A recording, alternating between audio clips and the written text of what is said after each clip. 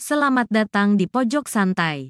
Sebelum Anda mendengarkan audiobook ini, kami menginformasikan bahwa channel ini adalah review audio dari buku yang ada di Indonesia. Untuk membaca keseluruhan buku ini, kami menyarankan membeli buku aslinya di toko buku kesayangan Anda, baik offline maupun online. Keberadaan channel ini dimaksudkan untuk membantu Anda mendapatkan pengetahuan dari buku-buku kesayangan Anda. Jangan lupa untuk subscribe, like, dan komen. Selamat datang di Pojok Santai, channel khusus yang membahas komik dan novel dengan cara asyik. Di saat Wiro hendak berpisah dengan Sekar di persimpangan jalan, tiba-tiba saja Sekar merajuk dan melarikan diri. Akankah Wiro mengejarnya? Yuk temukan jawabannya di video berikut ini.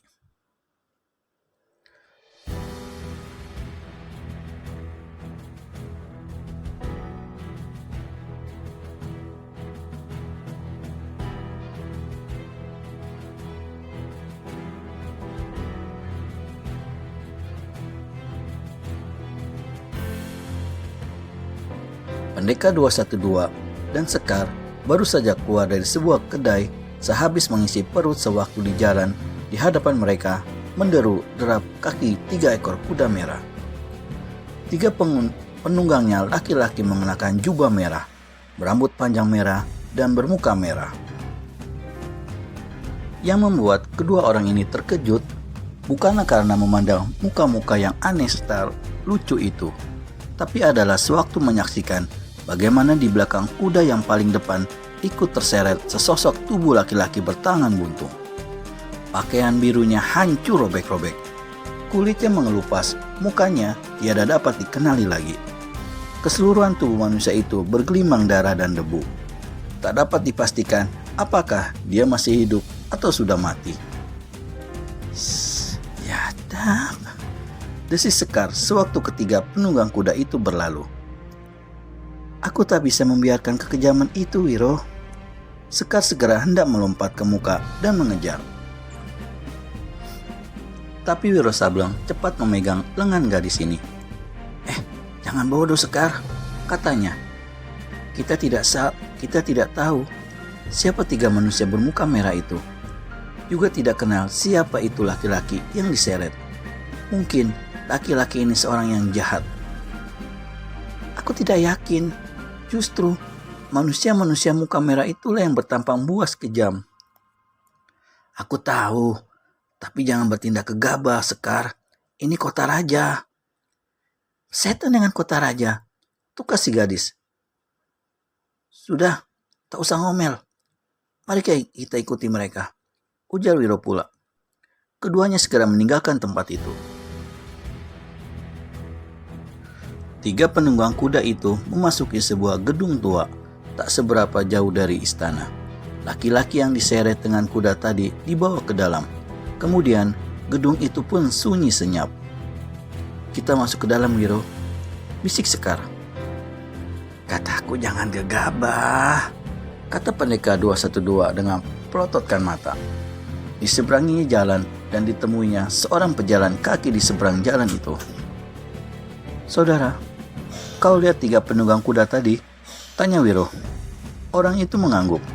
Bulu tengkuknya masih meremang mengingat apa yang disaksikannya tadi.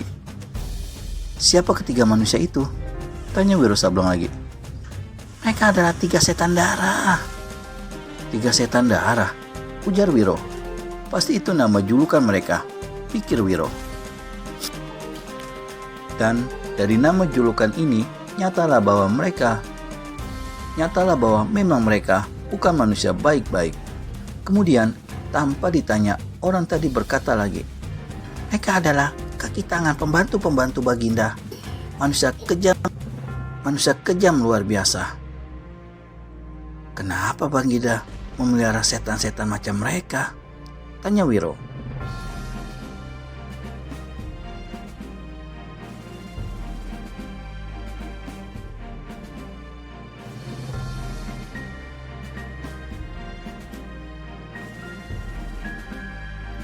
Untuk menjaga keamanan istana dan kerajaan, Tapi Baginda tidak tahu kebejatan pembantunya itu. Kenapa rakyat tidak mau kasih tahu? Kalau mau boleh saja, jawab laki-laki itu. Kau kenal siapa itu orang yang diseret dengan kuda? Laki-laki itu menggeleng. Wiro Sableng kembali menyeberang jalan menemui Sekar. Kau bicara apa dengan dia? Wiro menerangkan dengan cepat. Lalu kedua orang ini segera hendak menyeberang memasuki halaman gedung tua. Tapi mereka segera berlindung cepat-cepat di balik sebatang pohon besar. Karena dari samping gedung, ketiga penunggang kuda tadi kelihatan memacu kudanya masing-masing meninggalkan gedung. Begitu mereka lenyap di kejauhan, Wiro dan Sekar segera memasuki halaman gedung. Mereka menuju ke samping dan berhenti di hadapan sebuah pintu kayu.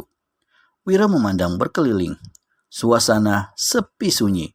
Tanpa ragu-ragu, Pendekar 212 ulurkan tangan mendorong pintu kayu itu. Aneh sekali, meski pintu itu terbuat dari kayu, namun Wiro tak berhasil mendorongnya dengan sekuat tenaga luar. Setelah mengerahkan 1/4 dari tenaga dalamnya, baru pintu kayu itu berkeretan dan terbuka sedikit demi sedikit.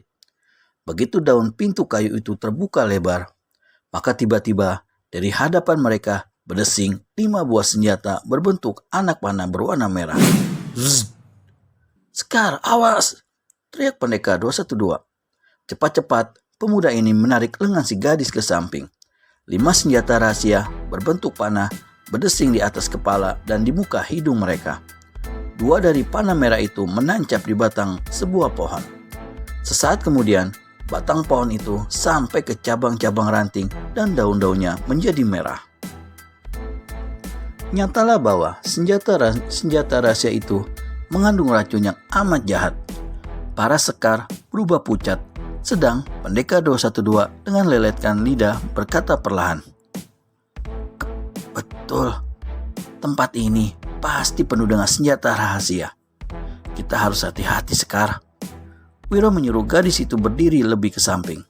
Kemudian dengan kaki kirinya, pendekar ini menendang pintu kayu itu sekuat tenaga. Buah!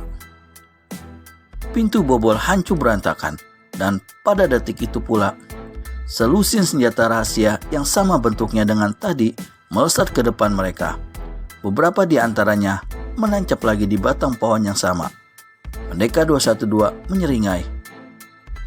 Lihai juga, katanya perlahan.